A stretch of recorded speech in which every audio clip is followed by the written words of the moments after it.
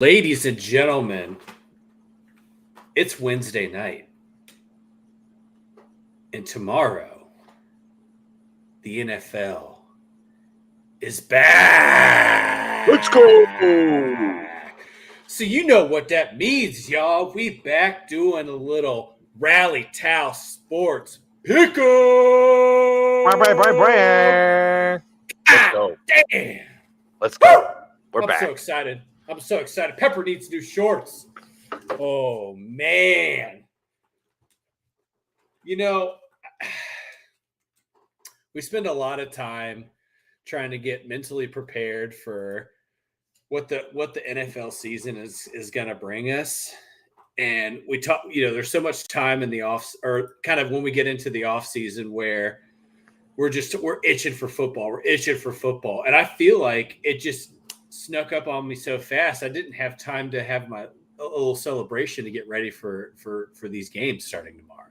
Your celebration, what does that typically entail?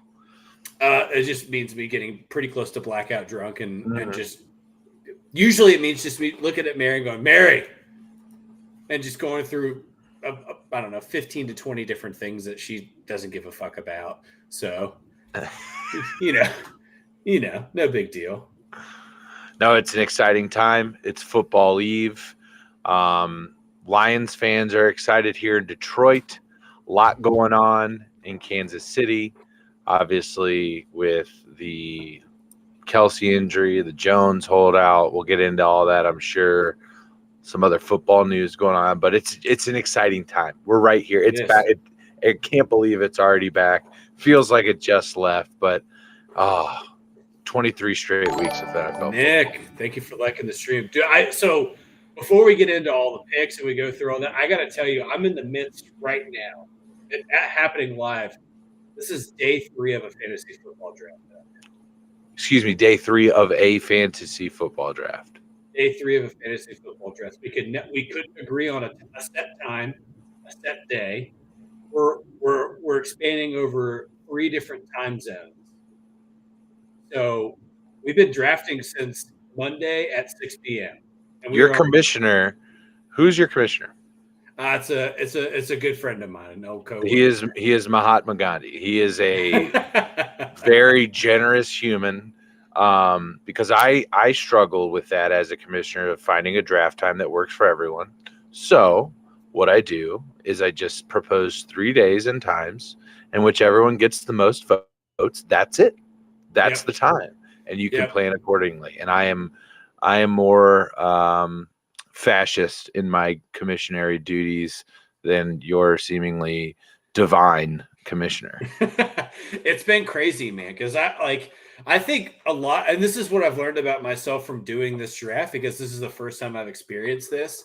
I'm a very rhythmic fantasy football drafter. You need it. You need the pa-pam, pa-pam, pa-pam. I do. I need the intensity of seeing 2 minutes, and and I love the you have like 5 people queued up for yourself, and you're 4 spots away, and 4 of your 5 guys get drafted right before you, something along those lines, and you're like, fuck, strategy change, and you have 90 seconds to get into the mindset to get it right. And it's been a weird draft. I keep looking at my team and I'm like, I don't know. It feels uncomfortable. It's been a new experience. I vote to, or anybody listening tonight, tomorrow, whenever, never do it.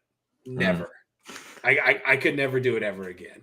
I'm like, I mean, I'm gonna be checking my phone every 18 seconds. Well, we're here with you. We're here to help. The chat's here to help. How much time until what is your draft time per pick again? I'm sorry. Dude, it's unlimited. It's unlimited. I mean, if we need to you got to get it done today, though. You got to get it done like before kickoff. Yeah. The cap is like 10 p.m. tonight. That was the agreed upon cap, and there are still there's still 5 rounds left. Okay, we're gonna get this done. It's gonna happen by the end of the program this evening. Yeah.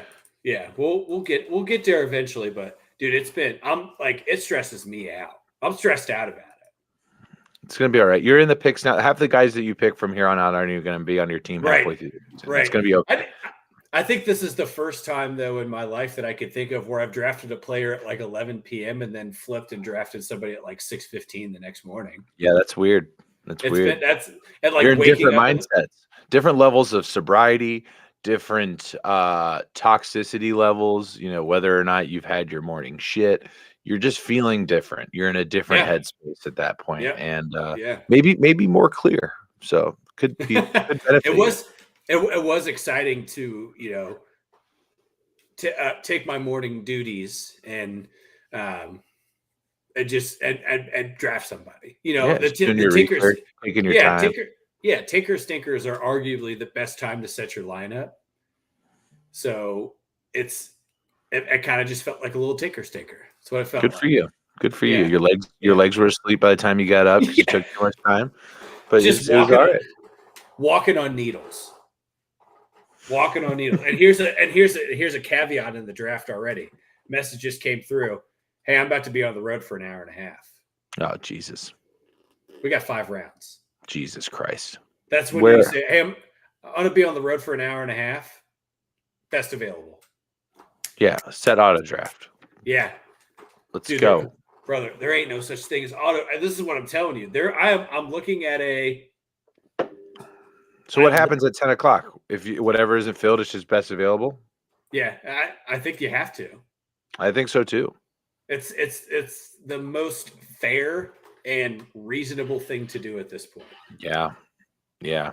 Man, It really wouldn't is. it just suck to be that guy right behind the guy that let the clock expire?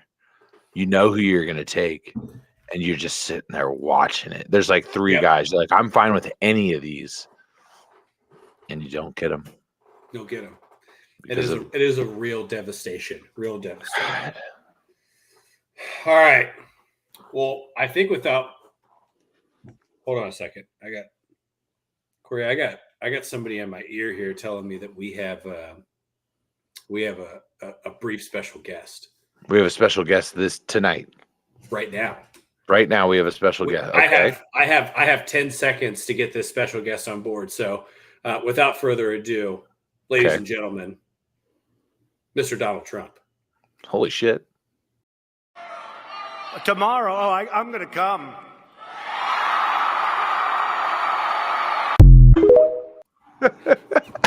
Holy shit. Donald, thank you so much for stopping into the podcast, brother.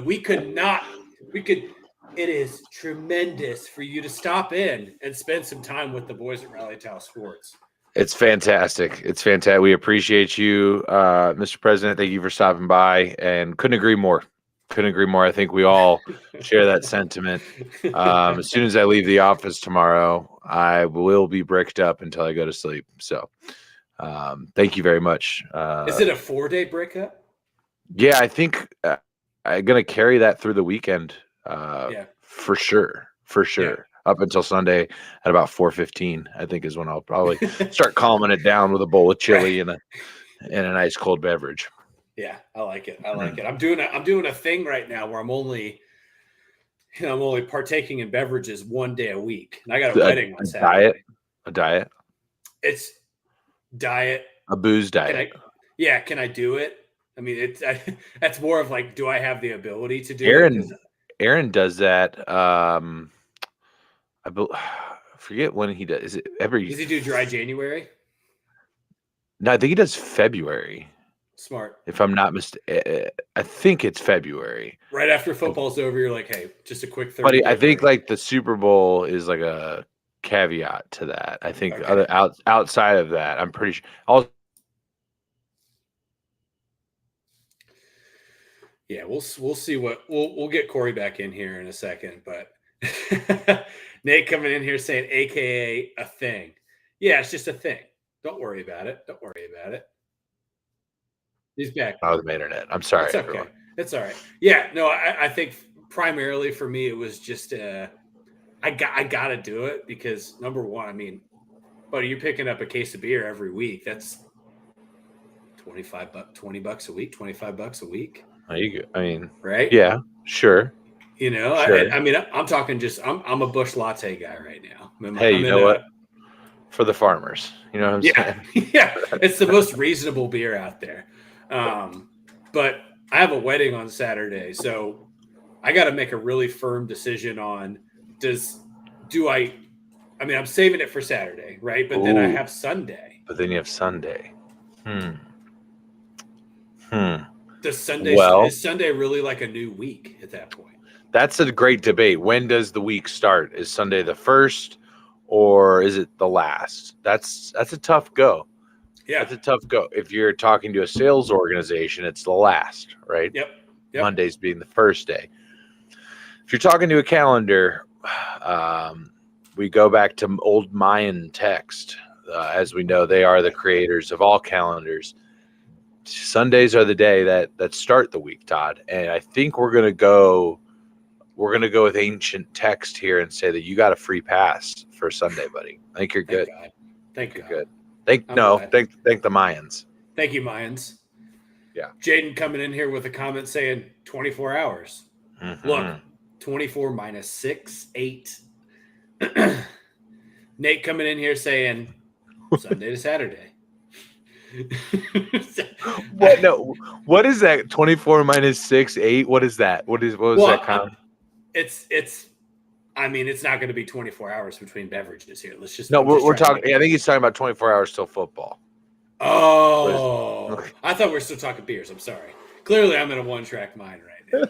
I apologize. Todd's just trying to figure this shit out here. I want to make sure that I'm sticking to my plan, and that I'm not breaking any rules to something that I made up, and I'm going. It's yours to do as you wish.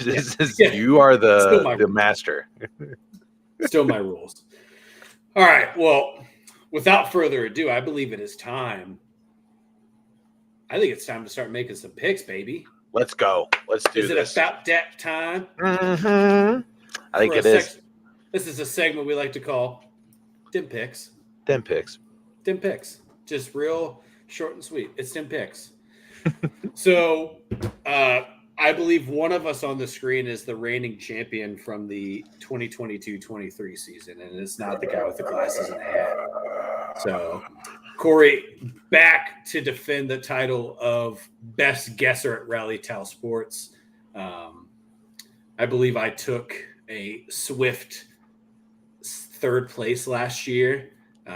Okay, last. Most important. Yeah, Aaron swung for it in the last 2 weeks of the season to try to get up to you, and made that race between second and third way closer than it really was. It's like watching a college basketball game where they only somebody lost by 12, but really they were never in the game the whole time. That's kind of what the difference was between second and third. And, unfortunately, Bobby was in last place for the second year in a row. Second straight year. Yeah. So real tragedy. That means he owes us about 32 ounces of red meat, I believe, at this point in time. Sounds right.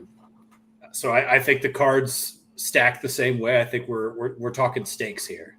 I think we're talking stakes, and at this point, it's I would settle for a really nice steak of less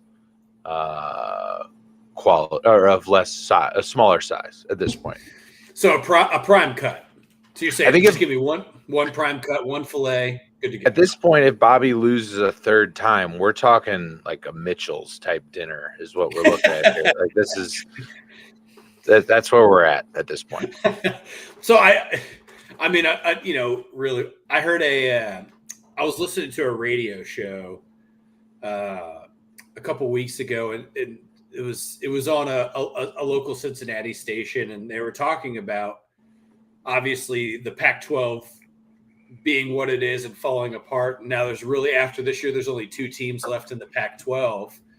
And so this guy's like, just, he's kind of falling through this thing. So, well, hear me out. What if the best team in the MAC gets promoted to the Big Ten, and the worst team in the Big Ten gets demoted to the MAC, right? So what he's saying is like relegation. Yeah, right. Just similar to a Premier League style situation. So I think the next step is if Bobby comes in last again, he has to do a different pickup. He gets relegated to a new pick.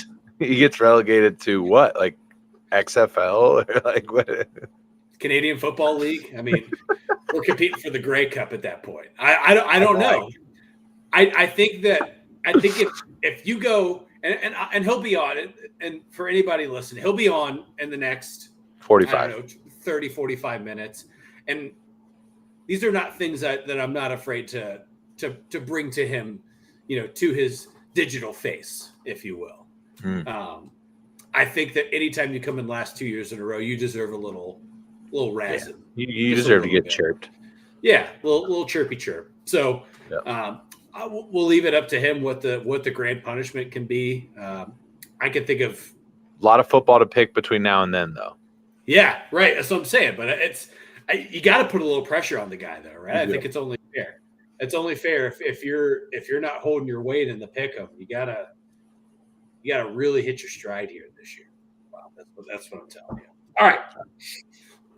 Obviously, first game of the night we're going to discuss is Game 1, Week 1 of the 2023-24 NFL season. The Detroit Lions heading to Arrowhead, taking on the Kansas City Chiefs with Travis Kelce. I don't think so. I don't think so at this point. If I'm the Chiefs, I'm staying away from playing Travis Kelce. I don't see the need for it. You're here to defend another Super Bowl. You're here to go win another Super Bowl. Week 1 is not where that takes place. I don't see the upside in them playing Travis. If it's a question mark, if it's questionable as they notate. Now, the Chiefs are also really good at playing chestnut checkers when it comes to reporting injuries. They're really good at playing a little bit of the game, holding the cards close to the chest in that regard. So, for all we know, potentially he's going to be fine after another day's rest. But if it is everything we're seeing and hearing and reading and everything like that, no need for it. You get a long week, theoretically, with the Thursday game going up against a Sunday game the week after that. I believe they're going to Jacksonville. I feel like that game is way more important than against Detroit, being a conference game, a game against a potential AFC contender on the road. I think that one's way bigger. That being said, you've also got one of the greatest, if not the greatest, Week 1 quarterback of all time in Patrick Mahomes. 18 touchdowns, 0 interceptions, 139 QBR. This guy is absolutely fucking lights out Week 1. And so I'm saying no Kelce, no problem. Chiefs win this one at home. Yeah, I got to agree with you, man. Look, at the end of the day, I think that and what we've watched the line collapse 2 points in the last 24 hours. That's right. So the line opened up at 6.5 points for the Chiefs. It is now down to 4.5. Likely due, obviously, as we're indicating here, this Travis Kelce news. Chris Jones, another holdout here for the Chiefs. Not reporting, not practicing, nothing like that. Looking for an extension and a raise, basically, is the story there in Kansas City. So those things combined, I don't know, man. I have a tough time betting against Patrick Mahomes as a home favorite in Week 1. It's a tough bet for me. Yeah, I agree with you, man. And look, at the end of the day, I think obviously the question that comes up is who's after Travis Kelce, right? Who's Pat Mahomes going to target? Who's gonna take on the brunt of the offense? And I think my answer to that question is, does it really fucking matter? Yeah. It doesn't matter. For Pat Mahomes, it doesn't matter at all, because I think his adaptability to change a game plan at the drop of a hat is what makes him, the best quarterback in the league, the best player in the league, arguably, when you get into that, into that deep dive of a conversation. I have zero concerns about Pat Mahomes being able to adapt from the Lions side. Obviously, they made some moves defensively to get better, but I think we see it every year in Week 1 when you get this is a new secondary for Detroit, some new linebackers. There's going to be some chemistry issues. There's going to be some miscommunications. And if there's any quarterback that you don't want to have a miscommunication against, it's this guy. He's going to capitalize on any weak spot in that secondary or in the back seven. So, I'm taking Kansas City too. I believe that they go just a skosh over that 4.5 line, but I'm taking I'm taking KC. So obviously we're picking just money line bets here for everybody watching at home. But you're saying, Tyler, that you think they could even cover that spread. I do, yeah, I do. All right, so next game on the books, we have the Carolina Panthers heading to the ATL to take on the Falcons. Arguably a two rookie quarterback start here. Obviously, Jaden, thanks for popping in and liking the stream, brother. Appreciate you. Desmond Ritter with about 4 weeks under his belt, and then Bryce Young. This is the regular season debut of the number one overall pick of the 2023 draft. This is Bryce Young. Corey, I'll let you start here. What do you think is going to happen in this game? So I got a doozy for you here, Todd. I got a doozy for you on the stat line. It's something like 32-11 are week one underdog division rivals. So 32-11 are underdog division rivals. So there's a couple of games where that makes a lot of sense for me, and this is one of them. But the problem with that stat is it's covering the spread, not necessarily winning the game here. Right.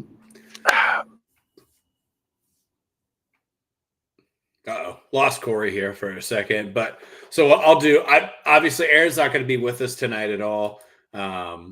So what I'm going to be doing is I had Aaron phone in his picks for me, and I apologize. I forgot to give his pick for the last game. Aaron took Kansas City over Detroit. And Corey, what I was going to share to kind of piggyback off of that with Aaron's pick here is number one picks who start at quarterback are 4-21-1 straight up, and 7-19 against the spread in their first career start. And then his extra tidbit on top of that is the last person to do it was Derek Carr in 2000. Interesting. Yeah, but I'm taking Atlanta at home, by the way.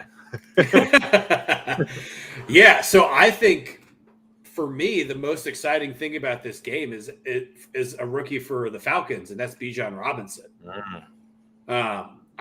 I'm very interested to watch the highlights because obviously this game will not be on my TV at 1:00. To hear what the Falcons attack is in that game, because obviously Algier had an above average rookie year, higher than expectation rookie year last year. They still have Cordarrelle Patterson. That's a deep running back room. So really interested to see what they're cooking up down there in ATL with all these running backs and how they're going to move. I assume in this game the ball's on the ground 45 times. Maybe even if they have 70 plays, it might even be 50, and that's including Desmond Ritter running out of the pocket.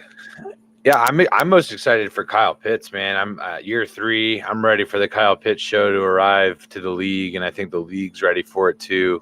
So while the ground game is going to be a big part of this Atlanta offense, I think what it's going to do is really help service the air game, and I think that could help Desmond Ritter, obviously with not only Kyle Pitts but Drake London as well.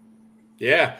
This is a big year for Kyle Pitts. We saw blips of it in year one. Obviously, last year was a little injury riddled for him.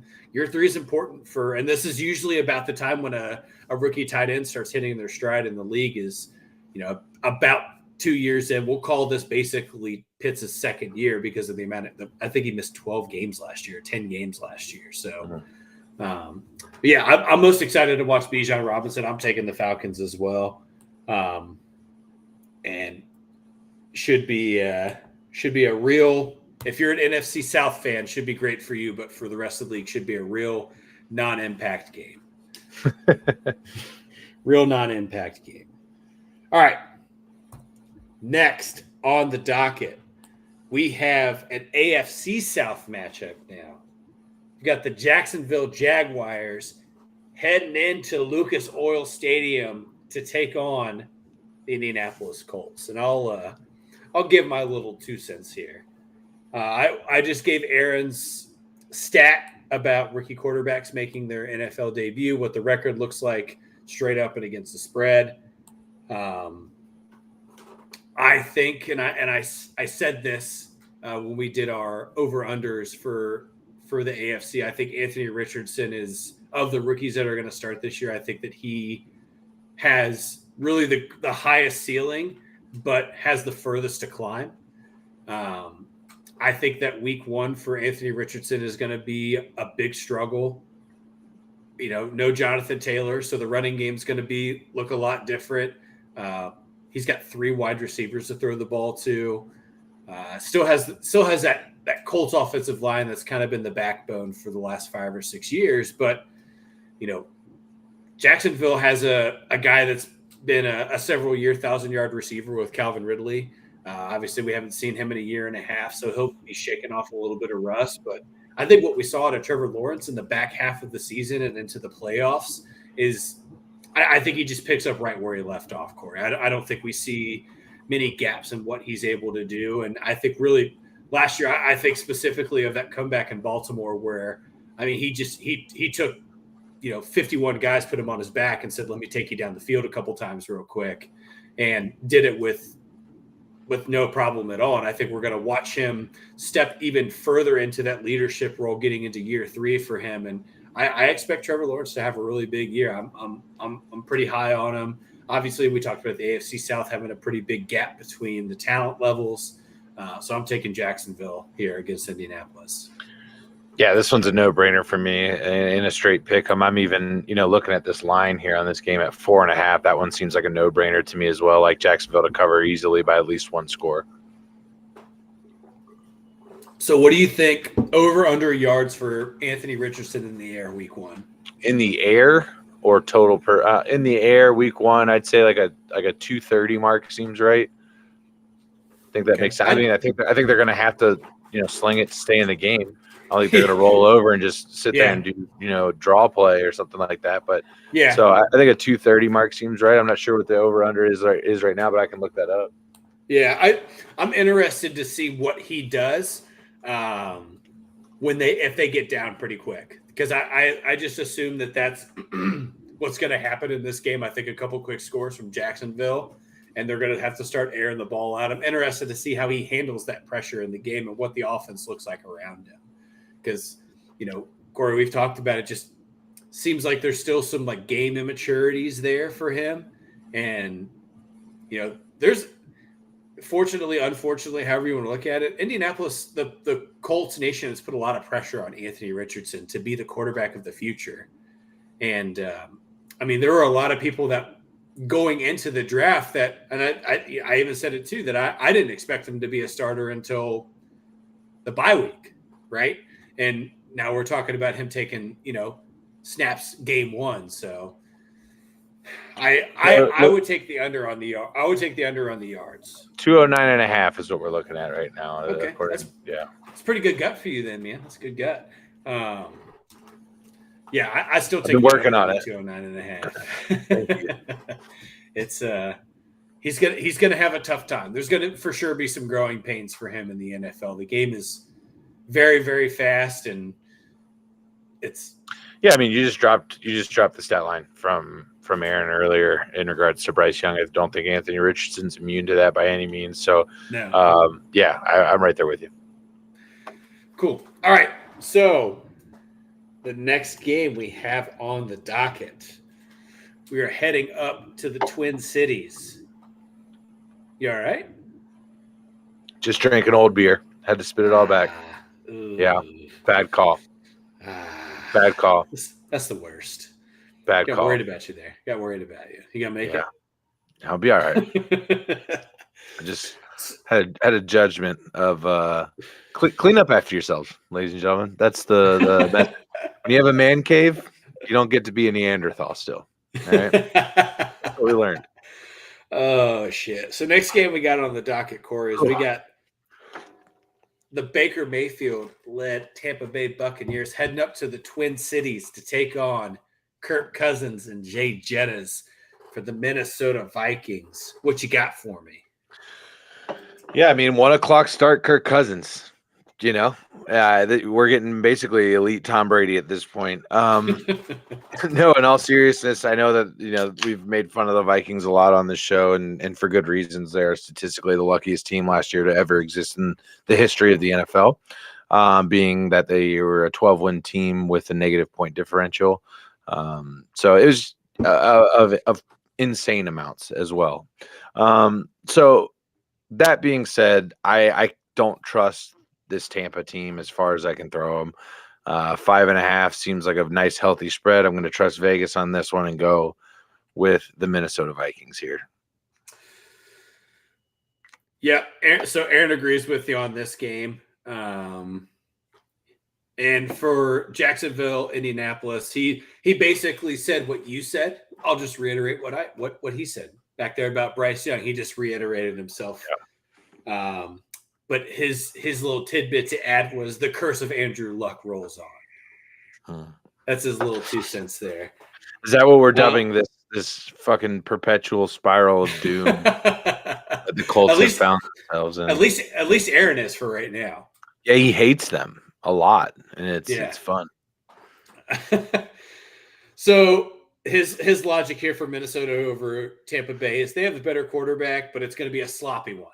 That's what he says. And I actually disagree with him because, again, we're getting 1 o'clock Kirk Cousins. This is best case scenario for the Vikings. You're taking on a team that is, I mean, in the running for Caleb Williams for pick number 1 next year. We're watching Baker Mayfield really get what I would say is his last shot at being a starting quarterback in the NFL. I think I'm on board with that. And your best offensive player is going to walk into game 1, week 1 without a contract after this year. So the only thing that I'm looking at in this game is the 5.5 spread. Well, that's enough for me to say, yeah, I'm comfortable going Minnesota as a pick 'em. You know what I mean? I think that there's a chance Tampa can cover this spread with the weapons that they have available on that offense in terms of pass catchers. And the way Baker has been known to be able to spread out, Minnesota's defense was terrible last year. Terrible. And did not get much better, right? Just a couple of draft picks, not lost to Darius Smith, lost your best, edge rusher from last year. So yeah, I think that there's something to be said about that. And look for Tampa. I might be keeping an eye on this one. Say we can snag another half point and get a nice, or maybe even buy half a point to get this one up to a nice even 6. Or is it? What am I looking at right now? Let me pull this up and see where we're at on it. Yeah, it's at 5.5 right now. Line opened at 6, so maybe sell it back to get back to that 6 points so you can get the push. I think I think Tampa could absolutely cover this one, but I am taking the Vikings. Yeah, so from a fantasy perspective, I'm looking at Tampa Bay. I'm very interested to see what Rachaad White does in week 1. Yeah, I'm with you on that. I think that we saw glimpses of him, especially after Tampa Bay started giving up on Fournette and towards the end of last year, where we saw Rachaad White step in and be a quick fix in that offense and a nice, easy dump off for Tom Brady. And I could see him filling the same exact role for Baker Mayfield. And it is an above average pass catcher out of the backfield. Actually ran the ball well with averaging about 5 yards a carry last year. So with all that being said, I'm still taking the Vikings. I tend to lean on buy yourself a half a point back and go ahead and get that easy, quick money. I think that's a very safe number. Looking at 6, 5.5 does feel a little risky because, like you said, Baker Mayfield. I mean, look at he was basically out of the league, gets signed by the Rams on a Tuesday and leads a game-winning drive the same week.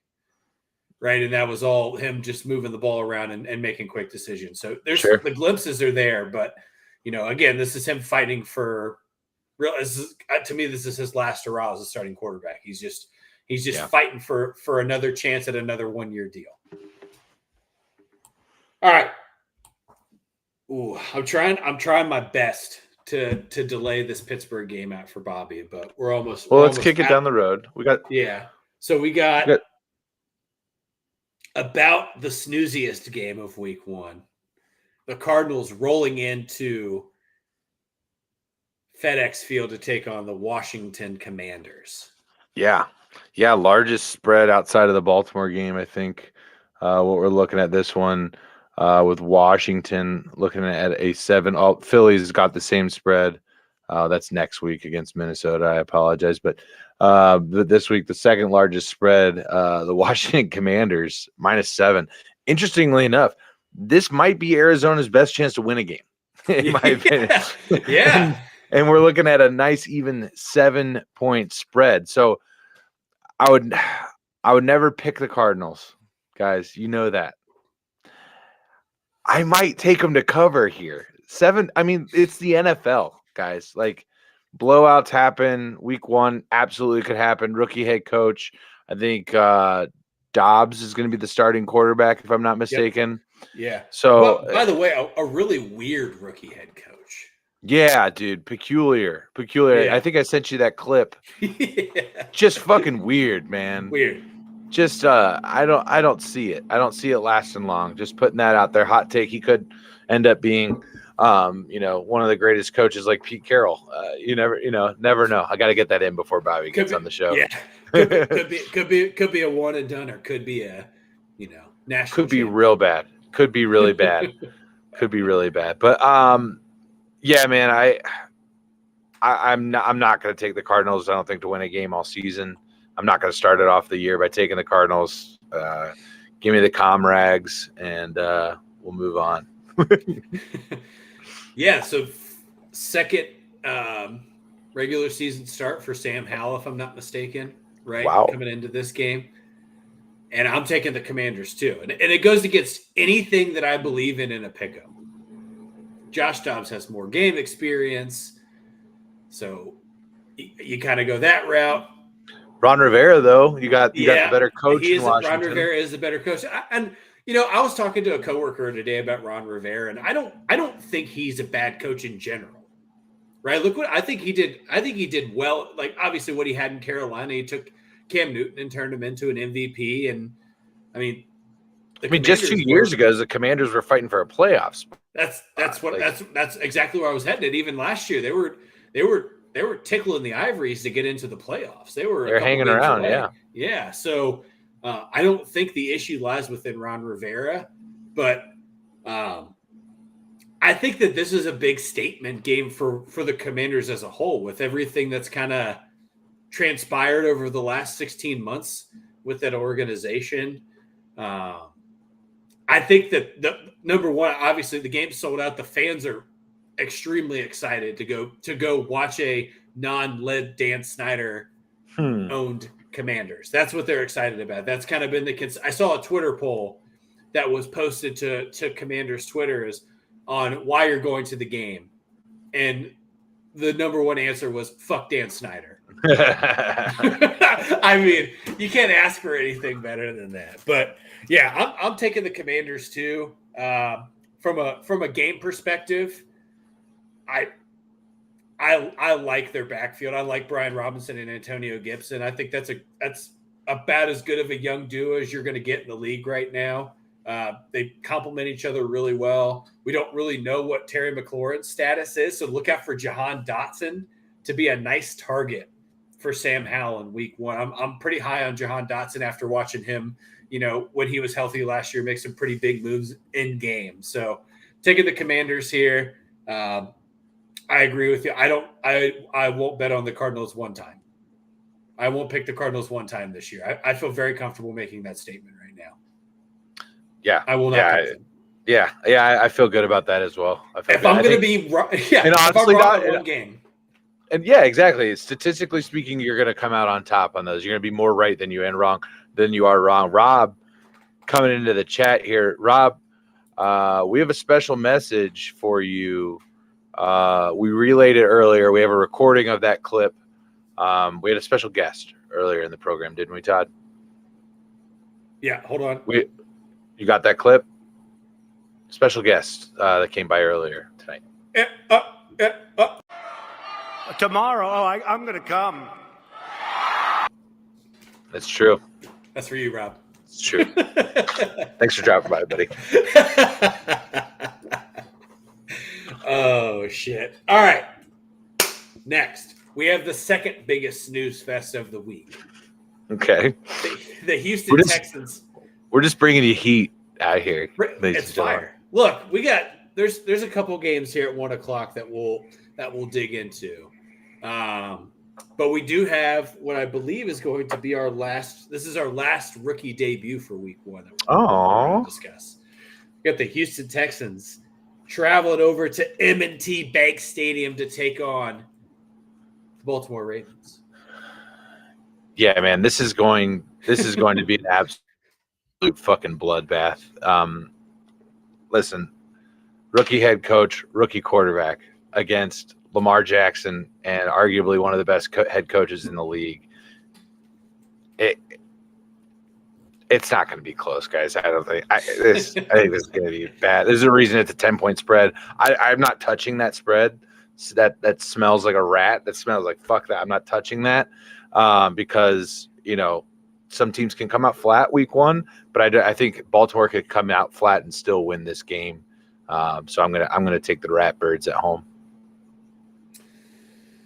Yeah. So going back to Washington, Arizona, just for Aaron here. He said, if this game ends up on my screen at any point Sunday, please send for a wellness check. So we'll do just a couple of check-ins on Aaron on Sunday. Make sure, just ask him for a quick picture. Make sure that's not on a screen. So interestingly enough, here in Michigan, I do not get the Bengals-Browns game on my TV. Instead, they decided to grace us with Tampa Bay, Minnesota. Is what we get to watch. That's brutal. It's stupid. It's dumb. Yeah, the local schedule came out today, right? Yeah, so I saw the TV map. So I always wait until like last minute to pull the trigger on my Sunday ticket because like if I get it week 1, then I'm just going to kick that can down the road for sure. So, but no, got to do it. Got to pull the trigger. Yeah. So Aaron said he's taking Baltimore over Houston. His ad is John Harbaugh is 14-2 straight up at home versus rookie quarterbacks. Wow, what a stat! Aaron doing some work. He did some work. Here's the thing: is when he's not going to grace us with his presence, he's going to make sure he still brings the heat and creates very memorable moments. And he said Lamar is now a very happy paid man. That's true. If he can stay healthy. Yeah, so that's the key is how you got to figure out a way to keep Lamar Jackson healthy past week 10. Really, I think that's the objective for Baltimore is you got to get him into the playoffs healthy and not have him limping in there. Yeah, I wish I had something good to say about Houston in this game, Corey.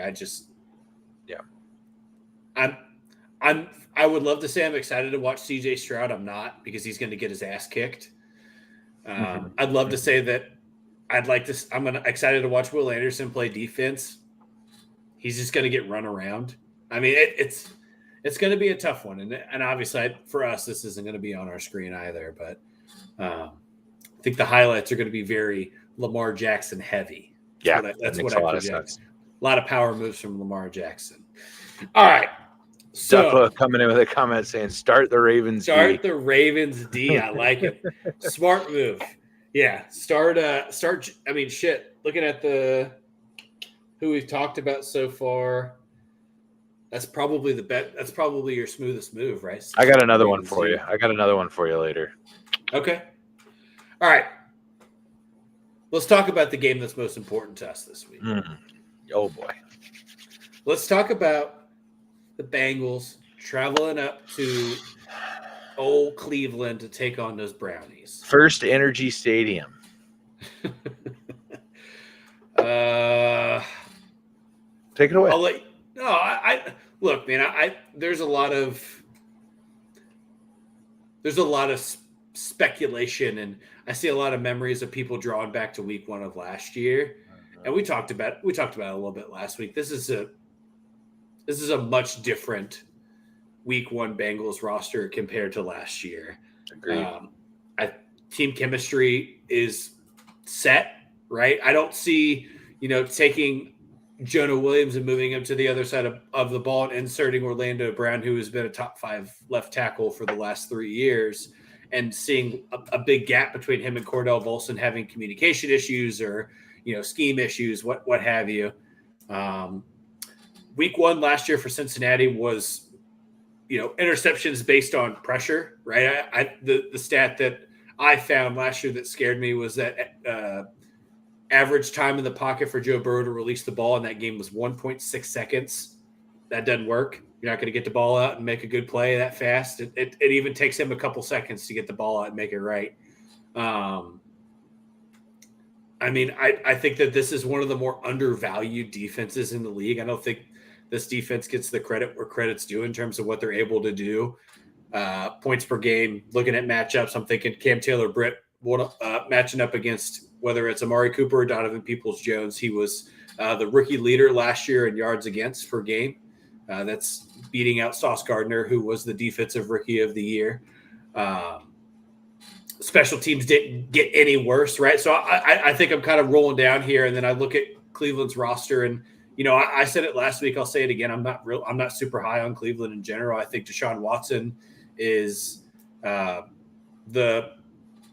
now is the most overpaid player in football in terms of what his return on investment is, and I think that there's going to be more struggles from the offensive side of the ball from Cleveland than there is from Cincinnati. And I think just based off of that logic, Cincinnati takes this game. Yeah, no, I'm right there with you in terms of how I feel about the Bengals chemistry. So I'll take a minute here to talk a little bit about some things I am concerned with, or some question marks rather, to try and play fair here and talk a little bit about the Browns. And one thing I am concerned is about we have a completely new back half of that secondary in terms of what we're rolling out there at safety.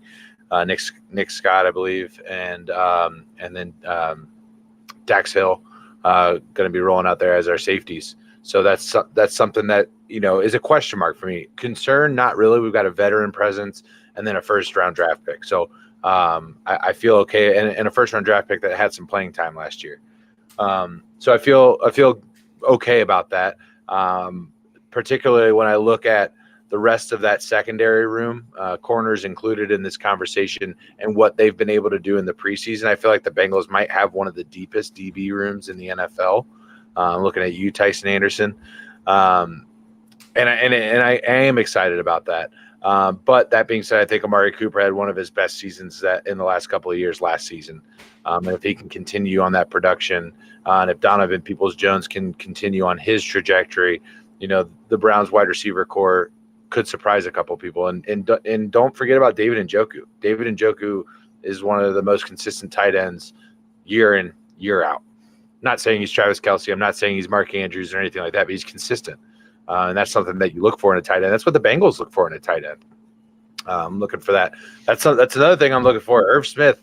What are we going to get out of Irv Smith? One of the quietest stories this offseason, obviously with everything going on with Joe Burrow and Orlando Brown coming in and the Logan Wilson contract extension. Irv Smith is something that I'm extremely excited to see, and getting probably the best athlete at tight end that Joe Burrow's ever had. Obviously, looking at CJ Uzomah and then Hayden Hurst, now put in Irv Smith, a guy that I think, at least on tape, has the ability to take that to the next level. Can he stay healthy is the biggest question mark there. The other thing I'm looking at is that Browns defensive line. Man, it's not a joke. Myles Garrett is not a joke. I think they got Zarius Smith too, if I'm not mistaken, on the other side of him. So that's something to keep an eye on. If that chemistry is as sound as we think it is as Bengals fans going into week one, what are they going to be able to do with Myles Garrett?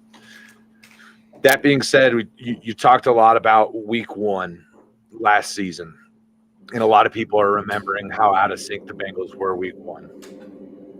Do you know who else remembers week one last year? Joe fucking Burrow. Joe Burrow remembers week one last year.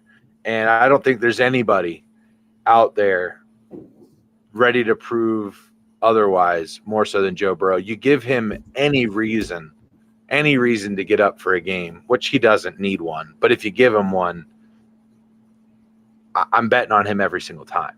Every single time. I think Zach Taylor is a better head coach. I think Joe Burrow is a better quarterback. And I think the Bengals have more weapons to score points, which in this day and age in the NFL is exactly what you need. Bengals get off to 1-0 start. I like it. Yeah, I think it's fair to say too.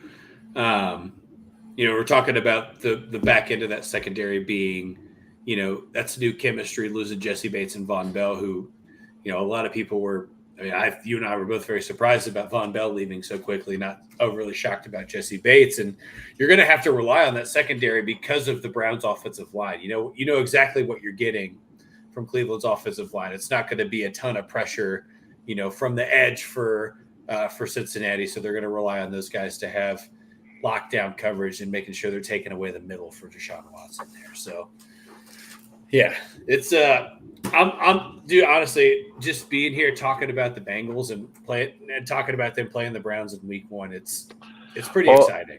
It's very exciting, and in the words of our president, just a few years ago, I'm going to come, and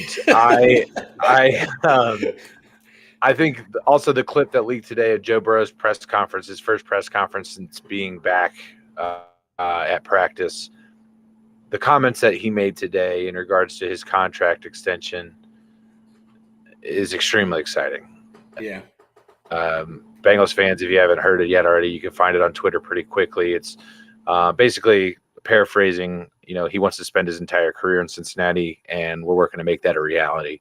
Also made a comment that there's a lot of playmakers on this roster that want to showcase their talents in front of the best fans in the world, which are in Cincinnati, and we're working to make that happen. So a long-term deal with a lot of money, very team-friendly, leaving the cap open so that the Bengals can keep this quote-unquote window open, something to expect. That said, do I expect Joe Burrow to be the highest-paid player in NFL history? Yes. Do I expect it to stay that way? No. But I think initially having that thrown out there is something that would probably happen. Ducklow with another comment in here saying Irv Smith, roster worthy in fantasy. I think absolutely. I think Irv Smith is absolutely a roster worthy play, not as a starter. I think as a bench, as somebody to keep there, just because of the production that you've been able to see out of that tight end position over the last 3 years with Joe Burrow at quarterback. I think it's just an offense that opens up opportunities for that tight end when you've got T. Higgins, Jamar Chase, Tyler Boyd, Joe Mixon. Now add Chase Brown to the mix. The tight end kind of becomes slept on in that offense. And I think it's absolutely somebody that, particularly if he's sitting out there on the waiver wire, you feel a little weak at tight end. You've got some flexibility on the bench. Definitely somebody to go ahead and grab and throw in there. I like it. So Aaron ended up taking Cleveland here. And basically his logic is if you're going to get one from Cincinnati, this is the one. Okay. That makes sense. You're at home. Makes perfect sense. Yeah. Boys. Bobby. How we welcome. doing? What's up, Bobby? Welcome. All right, brother. You would not believe the amount of shit that I got done today and how fast I got it done to get here at 9:27. I love it. Love it. All right. I'm still sweating, but I am here and I'm ready to go. It's about to get sweatier because I'm going to make you rapid fire these bitches real quick. All ready, right. Let's ride. Kansas City and Detroit. KC, they're at home. First game of the year. Statement. All right. Cleveland. Or Bengals at Cleveland. Bengals by 10. Wow. Bobby, you're looking a little thinner as well. You look good, buddy. Thanks, man. As of I don't know, I'm down over 50 pounds. So look at this motherfucker, dude. Yeah, man. Crazy. I got really unhealthy really fast this year. And, decided I needed to do something about it, and we're on the right track. So. Dude. Good for you. Good for you. Proud of you. All right, Tampa Bay at Minnesota. Minnesota in a close one. I like it. That's exactly what I said. That's exactly what Corey said. Panthers at Atlanta. I'm gonna take Atlanta. Are we all simpatico on almost all these picks? I like Bijan to have a statement game week 1. Let's see what we got here. We got Jacksonville heading down. Jacksonville. To Indy. Doesn't matter. It's Jacksonville all day. Sick. I think they win by more than 2 scores. I said to take Jacksonville. Yeah, take Jacksonville minus 4.5 for sure. I think that's easy, Todd. Houston taking on the Ravens. Oh, that's Baltimore. And then Baltimore all day. That defense is going to absolutely wipe the floor with Stroud. Yep, we talked about that. Last one, and then you'll be caught up to speed. Then we got 2 more 1:00 games. We got the Cardinals going into FedEx Field taking on the Commanders. I like the Commanders in this one, boys. I think the Cardinals rolling Josh Dobbs out there with a week of practice is going to be absolutely terrible. Well, Corey and I's consensus was we will likely never pick the Cardinals for the entire season in this pickup. Unless we see something that's wild, yeah, I will pick them to lose. I would pick them to go 0-17. There's one team that's going to do it, it's going to be them. Well, that was the logic we had. It's like, if you're going to be wrong on a game in a week, let it be the Cardinals, right? That's best case scenario. Let be wrong on the Cardinals. I will bet them to lose every week this year, and I bet you would be very positive on your money line. So, all right. So before we get to the Steelers game, we got one more 1:00 game, fellas. We got the Tennessee Titans taking on the New Orleans Saints, heading down to NOLA. This could be a good one. Derek Carr debut for the New Orleans Saints. Bobby, you're here. We just rapid fired, so we might as well keep the train rolling. Your hands up. What you got? This is a game because I did like an 8-leg parlay on picks this week. This is a game I avoided. I think I'll share it to you later once I get settled in here, but this is a game I avoided on that parlay, on that money line parlay for 8 games, because this could go either way. Let's think. Are we going to see Tannehill? Are we going to see Tannehill like in his form? Are we going to see Derrick Henry?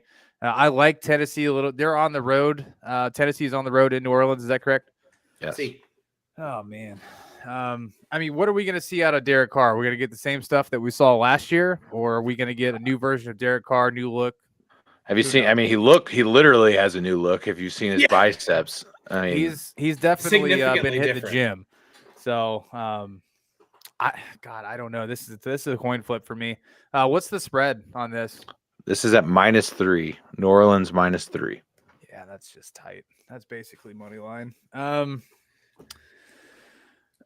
going to take Saints at home. I'm going to take the home team when it's this close. I don't feel comfortable with this game at all. My strategy this year is if I don't feel comfortable, we're picking the home team if it's if the spread is 3 or less. So we talked about this, Bobby. Yeah. We said if you come in last again, we're looking at a couple of options here. Yeah, no, I want to hear it because I definitely deserve whatever you guys say. So are you familiar with the term relegation? Oh. No, I don't want to not be included. I don't want to be demoted. So you pick fucking football game. Yeah. So the logic is the 4 of us get on here, Aaron, myself, and Corey. We all make NFL picks, and then we give you a 15-minute segment at the end of every week to give your CFL picks. Wow. Do they even play at the same time? This is year 3, and I've placed last in both years. Is that right? That's correct. Yeah, the other one was like if you come in last again. It was close last year, though. It was tight. It was tighter last year than it was the year prior. If you come in last for a 3rd straight year, we're looking at rather than just more challenge in public somewhere than as opposed to watching. You've opened a new can of worms. Let me get back to you on that. Let my sick mind run with that. Maybe we can let chat decide what my punishment is. I like that. I'm sure Ducklow and Rob and everybody else in there, they can figure out something for me to do. Yeah, that sounds amazing. Yeah. So also, again, I just don't want to watch Canadian football. I'm sorry. It's actually pretty exciting. Just pick MAC football games only. Yeah, you can only pick. Football for me is worse. I would rather watch CFL. You can only pick mid-major school games. Oh my God. And it has to be like the Big Sky. It can't be. Okay, well, let's flip the coin. What if I win? Then you win. Then you're back in the fold, brother. That's it. Yeah, I mean, right. you got a 2-time champ over here, if I'm not mistaken. So, I won the right. first year. Yeah, Yeah, you snubbed me out by 2 games year one. I don't That's think it was. I don't think it was too much of a discrepancy last year for me to embarrass myself. But I will Well, accept the challenge. So here's the thing: is that it was tight, and then if you'll remember, in week 18, you said, "If I'm going to do this, I'm going to fucking do this," and you went nuts. You took a bunch of wild one-offs, and you went like, I don't know. It was bad. Yeah, I went less than 500. Yeah, so it was tight, and then you opened it up the last. Yeah, week. I took the 3. The ball was in my hands, and I took the shot. yeah, Sure. good. Yeah, I had to get back in it, man. Sure. So You all shot right, rather than more of like a fucking Steph airball. Curry, you kind of went the Dwight Howard route. It's all right. I just dished it to the water boy on the sideline. That's what I did. I just look again.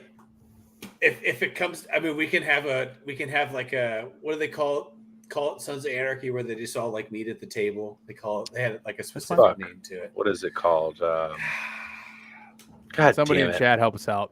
I know exactly what you're talking about too. Parlay. No, it's not a parlay. That's fucking Pirates of the Caribbean. It'll come to you in about 35 minutes. So all right, Corey. Titans and Saints, who you got? I don't trust Tennessee as far as I can throw them. I think this is going to be a really bad year for the Titans here, guys. Derrick Henry regressing. What options are available for the wide receiver room? DeAndre Hopkins at 31 years old. I'm good. Traylon Burks, I'm good. Ryan Tannehill, I'm good. Don't get me wrong, Vrabes is seemingly a really good head coach, and I like everything that he's been able to do there, but I feel way better about where New Orleans is headed than I do about where Tennessee is heading, and I don't feel really good about New Orleans. So if that tells you anything, I'm going with the Saints at home.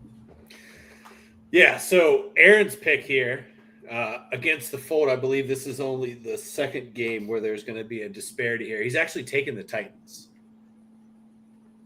Says the Saints are 6-9 straight up at home over the last 2 seasons, and only 3 teams have won fewer games than 6 home games in that time span. He said he likes the Saints to win the division, but it's a slow start. You know, the only issue I take with that stat, great stat, by the way, but the only issue I take with it is their quarterback those last 2 years is fucking Andy Dalton and Jameis Winston. Right. Different scenario now. You've got prime Andy Dalton and Derek Carr. So. Right. Yeah, I agree with you, man. I think that, we threw around some wild takes last week. We were dicking around, but I'm high on Chris Olave too, fellas. I think that he's going to have a big year just in general as a wide receiver in this league. They went out and got a touchdown machine in Jamal Williams. Now, I obviously don't expect him to score 17 times again, but he likes getting in the end zone. He's got 3 weeks to prove that he should get the majority of the touches with Kamara being suspended. So I assume that he's going to take full advantage of trying to show that he's not just a goal line running back, because that's kind of what he's been typecasted over the last couple of years, even coming out of Green Bay. Mm-hmm. I agree with Corey, man. Tennessee does not scare me in the slightest. This is a defense that's also on a lot of second back end contracts. I believe Kelvin Byard is their newest contract, and he's 29. Yeah, as a cornerback. It just getting ready for a big reset there in Nashville. Yeah, and look, it feels like that the winds are kind of shifting in Tennessee. You bring in a new GM, obviously, with the firing of their GM from last year. Usually the next move is just a fucking overhaul after something like that happens. And, Vrabel's he's an alpha, and he's not one that's going to be told what to do and when to do it. And, oh, by the way, they're starting 3 new offensive linemen, and 2 of those are rookies. It's tough. Tennessee's going to have a tough year and a weak division, so I'm taking the Saints here too, fellas. Yeah, I mean, I think Tennessee fans have a tough year ahead of them, and I don't think many of them realize it yet. Would love to get those Titan boys back on here and talk to them about how they feel. Try to get a little second in victory. Yeah, we can get them on. Yeah, I'd love to get their perspective of what they see, because it's hard. I mean, Titans Twitter is kind of, it's kind of funny. There's a lot of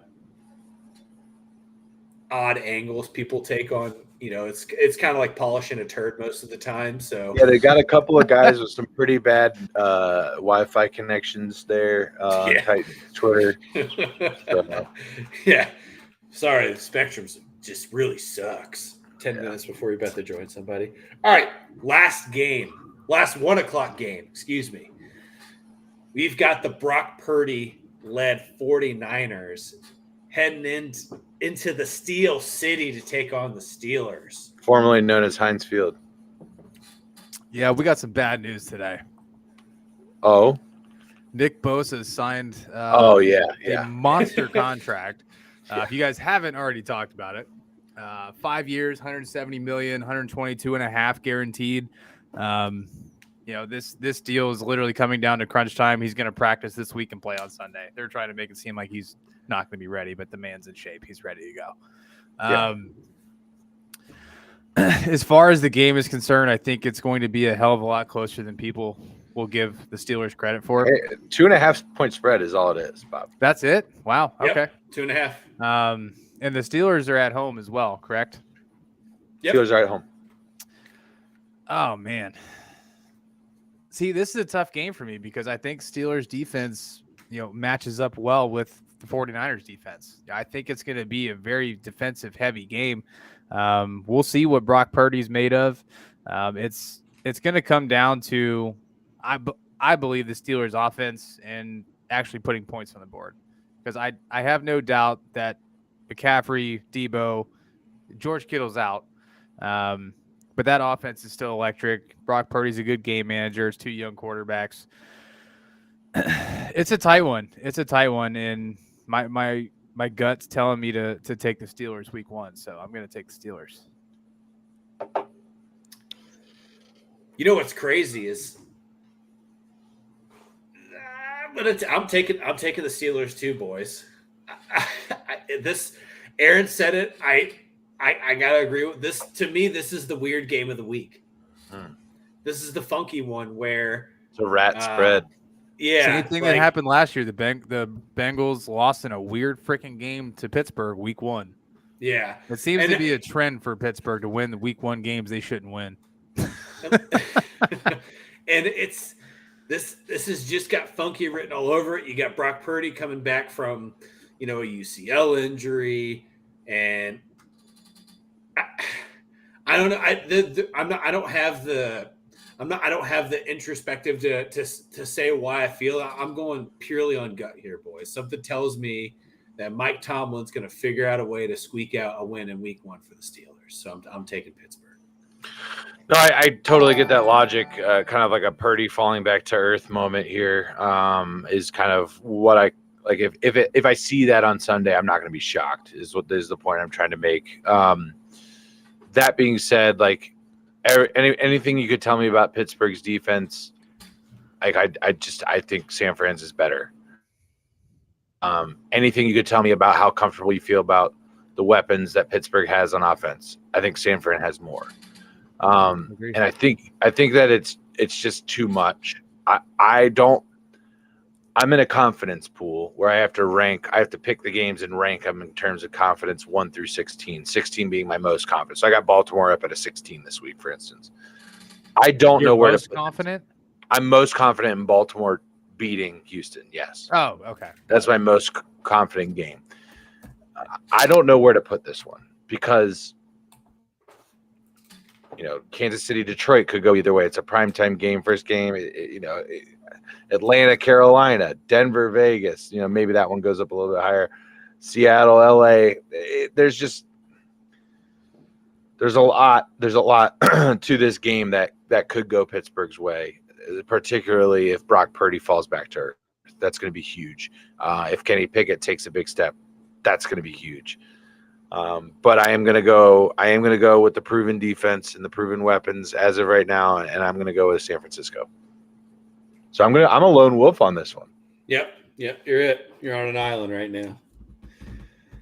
All right, to start the 4/25 slate, we have an AFC West matchup. we've got the Las Vegas Raiders. The Raiders. Heading into Mile High to take on those Denver Broncos. New head coach, basically putting Russell Wilson into reality, turning off the social mode on the robot that is Russell Wilson. He took that out. He took that you hear out what of he his, said today or yesterday Yeah. or whatever it was? Yeah, he took that out of AI, and now he has to be quarterback Russell Wilson. So, Oh shit. I'm super low on the Raiders, boys. This is, obviously, new quarterback. You got Jimmy Garoppolo running in there. But, I'm not super high on the Broncos either, right? I think we talked about them last week when we did our AFC picks. That I said they could go 6-10 or 10-6. I don't feel great about them either way. I'm purely going on the fact that I don't think that Russell Wilson is going to be as bad as he was to start the year last year with the coaching scheme that he's currently in with Sean Payton. I think that's the environmental change that a guy like Russell Wilson needs. He needs a coach that's going to keep him accountable and reel him in and not let him do Russell Wilson things. I think that's a big deal. And if you look in the fantasy world, a lot of people say, "Hey, don't start Javonte Williams week 1. He's coming off a big injury." That backfield is nice in Denver with him and Samaje Perine. I think that's a good backfield out there in Denver. So I'm taking the Broncos at home, boys. Yeah, this is a layup for me. I think Denver run rules this team. A lot of people were going one way with Denver last year, really high on them, and I kind of zagged on that. A lot of people are, Denver was a hoax last year. I'm kind of zagging on that too. I think Denver can shock some people this year. They've got the defense there for sure. And I think, this attitude that Sean Payton has kind of snapping Russell Wilson back into fucking human mode, getting him out of this fucking cyborg autopilot that he's been on for the last 3 years. Maybe that's enough. I'm not saying Denver's going to win that division or anything like that, but they could be sniffing around a wild card spot for sure. I think I got them in the playoffs this year as well. So I'm taking Denver at home. Yeah, stop kissing babies, guys. I mean, come on. Fucking pervert. He's not running for office or anything, but no, I mean, I think Denver's defense really got overshadowed last year by how bad the offense was. And that defense didn't really get much worse. They didn't lose a ton. I mean, they did have a big injury at receiver to start the year, but they still have some talent on the offensive side of the ball with Jerry Jeudy out there and Javonte. I think Javonte Williams, he's obviously candidate for comeback player of the year. That kid was on such a tear to start the year last year, and then obviously the ACL tear ended it. But I just don't have a lot of faith in Jimmy G. I know Jimmy G has been, a playoff quarterback, but 49ers have historically had great defense and carried. So I'm on the train with you, boys. I think Denver wins this one, and I don't really think it's close. So Aaron agrees with all of us, and his fact is the Broncos are 13-1 in the month of September at home against division rivals. Yeah, I'll take that. I'll take that stat all day. Yeah. Did he get a stat with every single one of his picks? A fair amount. Yeah, I mean this. I mean, look, this is just Aaron's picks. That's a holy shit. Yeah, he really laid it on thick there. So looks like he's breaking up with you over text. Yeah, I felt that way. I thought that's what it was at first. Yeah, I thought he was sharing his feelings, and I read ATS and I got really confused, and now he brought me back into football. All right, next we've got the Los Angeles Chargers taking on the Miami Dolphins. A big AFC matchup here, boys. Two teams that are going to be fighting for playoff spots coming week 19. This is also a game I didn't put on the parlay. Yes. Corey, start me off here. What are you thinking? You said Chargers, Dolphins, right? Yeah. Is this in LA? At the rented SoFi Stadium. Yeah, this is a tough one, man. This is going to be a really close game. You've essentially got to pick them at a -3 spread with a quote-unquote home team in the Chargers. It's tough. And in the pick'ems, I'm going to take the home team. I'm going to take the Chargers for literally no football reasons. I get it. I mean, for me, I need to see Justin Herbert prove me wrong this year. And because last year he wasn't great. He was okay. Justin Herbert was just okay last year. But he wasn't anything that, like, in a close game going up against a really high-powered offense that the Dolphins do have. I'm going to take the offense that I believe in. I'm taking the Dolphins on the road here. I think there's just too much firepower on the offensive side of the ball for the Dolphins to not win this game. So I think the thing that I'm taking the Chargers, and the sole reason to me is offensive coordinator change. I think Kellen Moore being with Justin Herbert is a night and day difference than Joe Lombardi being with Justin Herbert. I watched Justin Herbert hand the ball off more times in the red zone in a scenario where I would trust his arm 100 times out of 100 than I feel comfortable sharing. They almost handed the Falcons back a game because they wouldn't let Justin Herbert throw the ball inside the 30-yard line. It doesn't make sense. And I think that I know that Kellen Moore is not going to allow that. I know Kellen Moore is going to take his most valuable weapon in Justin Herbert, and they paid him that way, right? Don't forget that dude just got a monster contract extension, and they're going to make him earn that paycheck, fellas. And I think that the 24 touchdowns, 10 interceptions that he had last year, we're not going to see that anymore from Justin Herbert. Those touchdowns are going to go way up. And I think the picks go up a little bit too, because he's going to have to challenge himself more.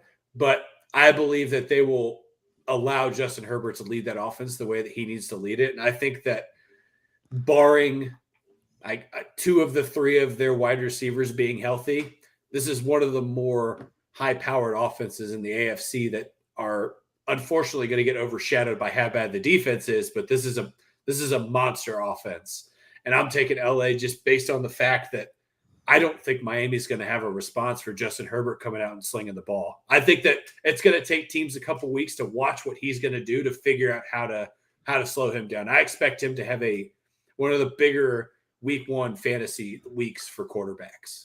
So just Go ahead. kind of, you were kind of going down this route. The over under currently at 51.5. I think that's low. I think that is low. It started at 49.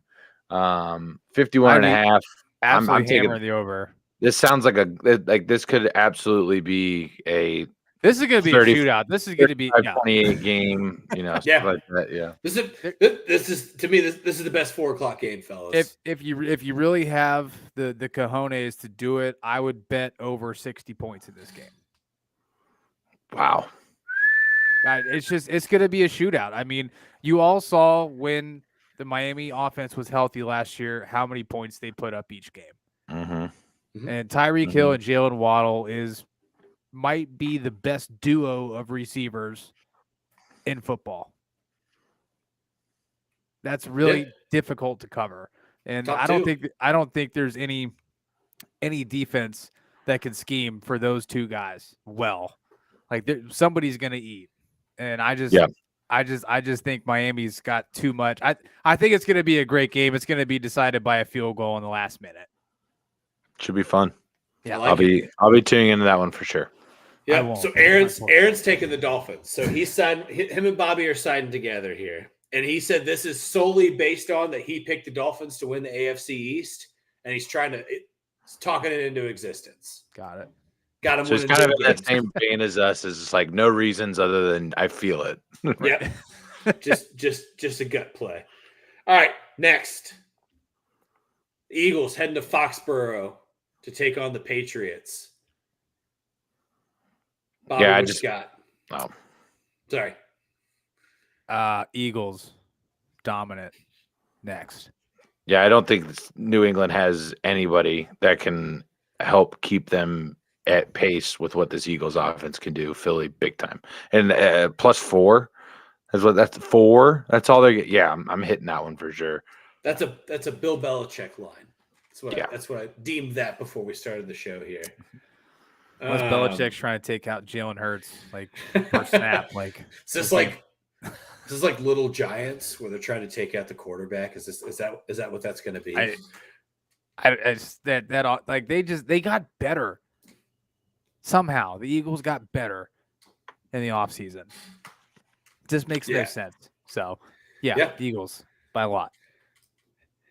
Yeah, Aaron agrees. Just says the Eagles are the best team in football, or could be the best team in football. That's it. That's a statement here. Absolutely. All right. NFC West matchup. Todd, I take it you have the Eagles too. Yeah, I didn't think I needed to add. I didn't have anything of value to add. Next matchup, we've got the Los Angeles Rams traveling to Seattle to take on the Pete Carroll-led Seahawks. Corey, what you got?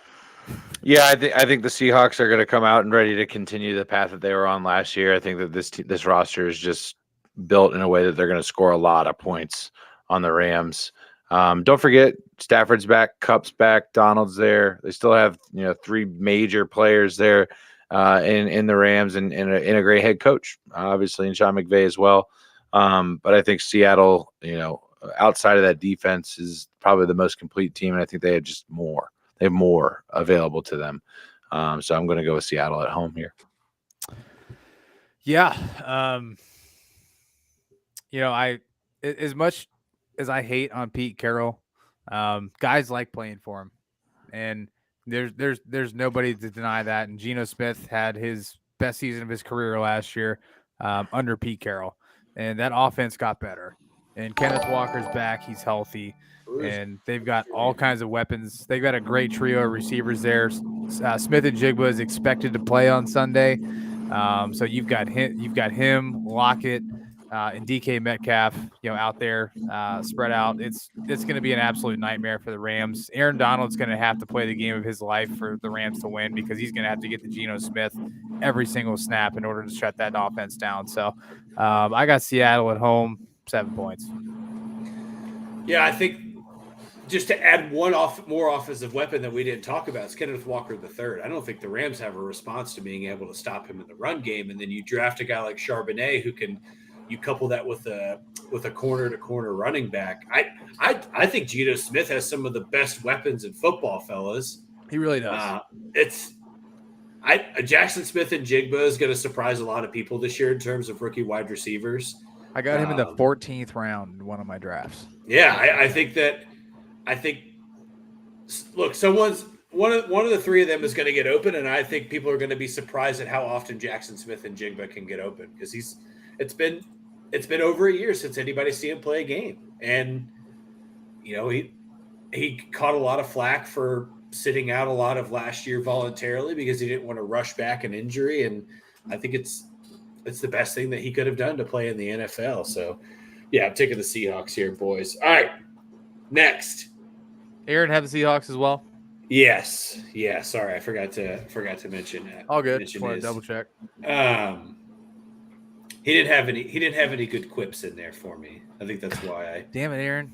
The only thing he said is that the Rams had 40 rookies in camp. 40? 40. Wow. Yeah. Is that a record or I guess we I don't know. No. I don't know. We don't spend a lot of time on it. Sorry. Is Cooper Kupp going to actually play on Sunday, fellas? Is that confirmed or is I don't know. Corey? I believe he's out. Hold on. I'll look his. I saw something on that. Hold on. I'll look it up right now. Because that's a big deal. All right. Next, we have an NFC North matchup. We've got the Green Bay Packers. He's out. He is out. Confirmed out. Yeah, Seattle for sure. Seahawks hammering. We've got a little NFC North matchup here, boys. We got the Green Bay Packers heading into the Chi City to take on the Chicago Bears. Rob, are you still in the chat? We need to hear from you. Fellas, I don't know. I think this is another Todd, why don't you lead this one off, sir? Yeah. I'll get in there. Guys, I watched Justin Fields just be super athletic last year and make a ton of crazy plays. And Jordan Love is not a rookie by any means, but it's a guy that's had to sit and watch a lot of football. And this is now this is game time and this is NFL speed. And, I don't think Green Bay, other than A.J. Dillon and Aaron Jones, have real, true, solidified weapons, confirmed weapons. Now, I think there's a lot of speculation that Christian Watson could have a big year. Romeo Dobbs could have a big year. You go out and draft 2 tight ends and Luke Musgrave and the tight end from South Dakota State. I can't remember his name. I can tell you what school he went to, but I can't remember his fucking name. But I'm interested to see Justin Fields have DJ Moore to throw the ball to. And I'm also excited to watch Khalil Herbert work as a true RB1 for the Bears. I think that this offense got better on the offensive line. That was a big question. That was one of the big things for them last year, was that Justin Fields was just running for his life all the time and having to make all these spectacular plays. I don't think he's going to have to do that as much this year, guys. I think this is a test for him to actually run an offense and make moves with his arms and not always with his legs. So I'm taking the home team here, fellas. I'm taking the Bears. What's the spread on this game? It is currently Chicago -1. Wow, it's basically money line. Yeah. Or you want to go? Or you want me to take it? I mean, this is a coin flip for me, but I'm gonna ride the hype wave. I'm gonna go with the Bears. I don't necessarily know how much of a factor Khalil Herbert is going to be. I think that backfield's getting kind of crowded there in Chicago, and he consistently has been getting kind of the shaft. I hope that's wrong. As a dynasty owner of Khalil Herbert, I hope that he, is able to showcase his talents, or is, therefore traded and given an opportunity, because I think he does have a lot of skills. But yeah, I think DJ Moore is going to be a huge factor here for the Bears. I think he's going to be the best wide receiver on the field on Sunday. And for that reason, I am taking Chicago. Yeah, I mean, last year we got to see a little bit of Jordan Love, and we've seen him over the years, and he just hasn't really wowed me. So, and I think the Packers got worse on offense year over year, especially losing Aaron Rodgers. I mean, obviously a huge impact. That's franchise quarterback there, obviously the tail end of his career, but just 2 years ago put up MVP numbers. So I think Jordan Love's going to have a little bit of a somewhat rookie year. He's going to struggle a little bit front half of the season. I'm interested to see how he develops over the course, between weeks 1 and 9 versus the back half of the season. But I like what I saw out of Justin Fields last half of last season. They kind of opened things up. He played his game. He was very athletic, like Todd said, and just kind of played his game, which I love. And Khalil Herbert. Sorry, I spaced. It's been a long day. It's okay. I'm excited to see what he's going to do, because he's been very explosive when he's been fed the ball well and in the right moments. So I like Chicago here. I think the 1 point is a little light. I think they can easily win this by a touchdown. So interestingly enough, looking at that game, taking Chicago -1. 115. Taking Chicago money line, 122. Take the money line. Minus 122. Minus 115 for -1. Minus 122 for money line. You get your money back if they only win by a point. Take the point. Take the point. Give yourself the opportunity to get your money back. Absolutely. Yeah, fair enough. So this is my favorite of Aaron's picks.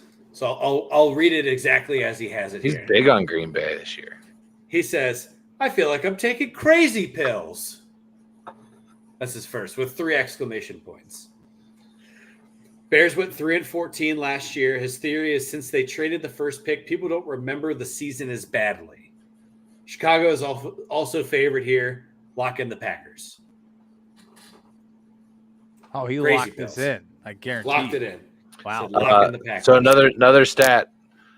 Remember, dropped this earlier. I think it's like 32-11 are divisional underdogs in week 1. This is a great one. This is a great one for that bet. Yeah, absolutely. All right, boys. Sunday night game. We're going to wrap this thing up pretty quick, because I think this this game sucks for a Sunday night game, week 1. Hmm.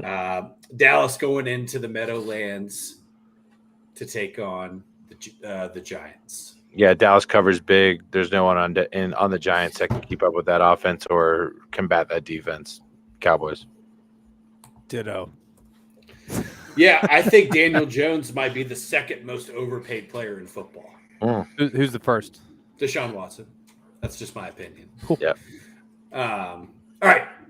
Monday Night Football. A little divisional action to wrap up week 1 of the NFL season. Good one. We've got the Buffalo Bills heading into the Meadowlands as well to take on the Aaron Rodgers-led New York Jets. Aaron takes Gonna be the a good Cowboys football as game. well. Boys. Gonna be a good football game to watch on Monday night, boys. So I'm going to take Aaron's logic that he brought to the Dolphins, and I'm going to insert it here for the Jets. I think the Jets are going to win the AFC East. Let's speak it into existence. I want to see the Jets beat the Bills in week 1. That's kind of where I stand. This is more of a I would like to see New York come out in week 1, make a statement within the division. This is best case scenario. You beat Buffalo in week 1. People already talk about New York sports enough. This will blow up national media for football. This will be the only thing talked about until the Thursday night game. So, but I think with good reason. I think that this is a good opportunity to kind of lay the foundation in the AFC East and at least make the statement that they're not coming out and fucking around. That they want to win the division. So I'm taking the Jets here, boys. Yeah, go ahead, Corey. No, go ahead. No, I completely agree. I think the Bills take a regression this year. As much as we love Bills Mafia Sports Report. Shout out Tommy. I think the Bills take a step backwards this year. I think the Jets defense is too good. I think you really see Josh Allen and Stephon Diggs and that offense struggle against this defense. The Jets got insanely good in the last 2 years, and they only got much better this offseason. Sauce Gardner, year 2, he's going to be all over Diggs. It's going to be a long game for the Bills, and I think that Aaron Rodgers with this Jets team, it's a nice mix of veteran leadership and some insanely young talent. I think the Jets win by at least 7. Wow. Yeah. Jets getting 2.5 here. So I'm going to apply the same logic of Aaron. I'm going to apply the same logic of Todd. And I have the Bills winning the AFC East this year. I took the under on them at 10.5 because I think 10 games wins it. I think this division is going to beat up on each other a lot. But I also agree with you, Bobby. The 10-win season is still a regression for the Bills as of what we've seen. I think that makes sense. But I can't. I'm not going to bet against the Bills in this division until they give me the reason to do it in this division. So until I see it on a football field in a game that matters for 4 complete quarters, as to what this Jets team is, and this is a great litmus test. You're going up against the best of the best in your division right now. I am going to take the Bills. Yeah, no, you're absolutely right. I mean, the Bills have owned this division for the last 4 years, 5 years. Yeah, 3 or 4. Josh Allen's been there. So, I mean, this is probably the best game that we're going to see week 1, and it's Monday night. So, I'm definitely looking forward to it. Absolutely. All right, boys. I got all the week 1 picks. So, Bobby, I told Corey before we started the show here, I think to make it a little bit easier rather than having to write and do math and go through all of that. I got a little You do an Excel spreadsheet? Brother, I got a little Google Sheets action over here that's going to do all the work for you. I really appreciate you. Yeah. Should be quick and painless. But, boys, that's week 1 picks in the books. Love it. You know what the Absolutely good news is? We got 4.5 more months of doing this. It's beautiful. It's beautiful. I'm very excited to take the crown this year, boys. Very excited. Got to take it right off the top of that beautiful or brain. at least not finish last. But we're gonna aim for the top, and hopefully we, at worst we land somewhere in the middle. All right, boys. Well, anything else we want to talk about before we pop off here? 2 little fun facts. Can you guess what the cheapest game of the week is? Ticket price. Cheapest game of the week. Let's think. You also have to go by city too. So, let's think. I'll go ahead and give it to you. It is the Indianapolis Colts. Yeah, Titans. that's what I was going to say. Jackson Colts, Colts. Titans. $35. Oh, I'm sorry, Jackson. In the door at Lucas Oil Stadium. Wow. $35. We'll get you in the door at Lucas Oil Stadium. Here's the thing. If you're within a couple hour drive and you want to watch an NFL game, if I was off Sunday, I might even consider going. That's a good cheap ticket. It's a good cheap ticket. Yeah. Just to say, and you get to go see Trevor Lawrence and right. Yeah. And if you're trying to bucket list every NFL stadium, boom. That's a quick good one to go to. one. Yeah, good one to go to. Final factotum of the day. Orlando Brown has faced up against Myles Garrett 5 times. He has allowed 1 sack. That is all. wow. Gentlemen. Well, that'll be the matchup to watch in the Browns-Bengals game. So, Hooray! Well, I believe we just did a podcast, boys. Well, I'm glad you guys could hold off for a little bit and let me join. I appreciate you. Absolutely. Wouldn't have it any other way. All right, y'all. Make sure you're stopping in next Wednesday for us to talk about a little recap of week 1 and to dig into week 2 of the NFL season.